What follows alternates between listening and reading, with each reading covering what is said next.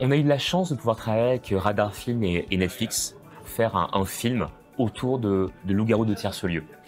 Et ça a permis vraiment de remettre encore plus fortement Loup-garou dans le cœur de nos joueurs, dans le cœur en fait du public. Et on voulait vraiment, justement, avec des acteurs comme Jean Reno, comme Franck Dubosc, qui sont vraiment des acteurs de films familiaux, qui sont très appréciés par le grand public, mais ça collait parfaitement avec l'esprit du jeu Loup-garou de tierce-lieu. Loup-garou, c'est un jeu à rôle caché.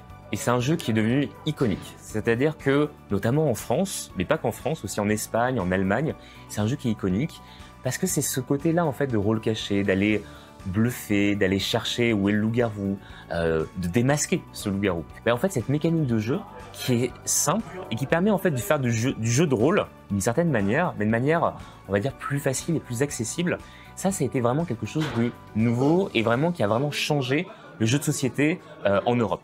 Mais ce qui a fait la force de Loup-garou, c'est tous les salons qui ont été présents, mais surtout, on va dire, les centres de loisirs, les écoles. C'est un jeu qui se joue à partir de 8 joueurs, mais à beaucoup plus. On peut jouer avec des dizaines de joueurs à Loup-garou. Et c'est ça qui a fait sa force. Lorsque vous êtes animateur de centre de loisirs ou de colonies de vacances, vous devez animer avec des enfants où ils ont 10, 20 ou 30 enfants. Les animateurs, ils sortaient un Loup-garou. Vous animez des soirées entières, vous faites jouer tous les enfants ensemble, et les enfants vont se prendre au jeu. Parce que la force de Loup-garou, c'est ce côté aussi transgénérationnel. Et c'est un jeu qui est devenu un phénomène de société. C'est-à-dire que lorsqu'il y avait le Covid, on était tous enfermés, on s'est dit mais Loup-garou n'est plus jouable, on peut plus se réunir à 8, etc. Et on a trouvé que les gens y jouaient sur Teams, sur Skype, sur Zoom. Et aussi les youtubeurs se le sont appropriés. Ça passait le cap du jeu de société pour arriver sur le phénomène.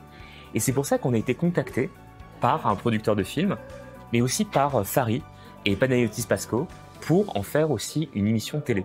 Et ça, c'est tout le travail qui a été fait par Asmodée, qui a été fait par Philippe et Hervé sur les salons. C'est-à-dire que Philippe et Hervé, ils ont même animé un Loup-garou avec plusieurs centaines de personnes dans des théâtres, dans des événements extraordinaires. Parce que Loup-garou, c'est du théâtre.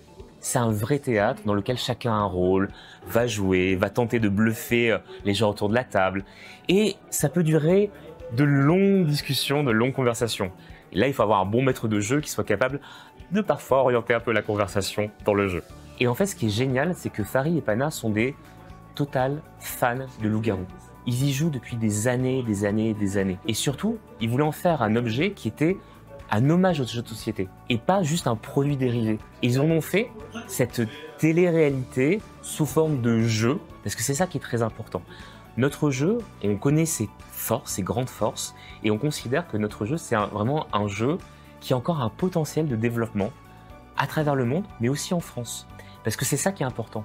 Gardez en tête que les générations vont changer, vont bouger, et que notre rôle en tant qu'éditeur, c'est de protéger aussi nos jeux, nos piliers, afin qu'ils soient toujours le plus joués possible et encore plus joués dans le futur.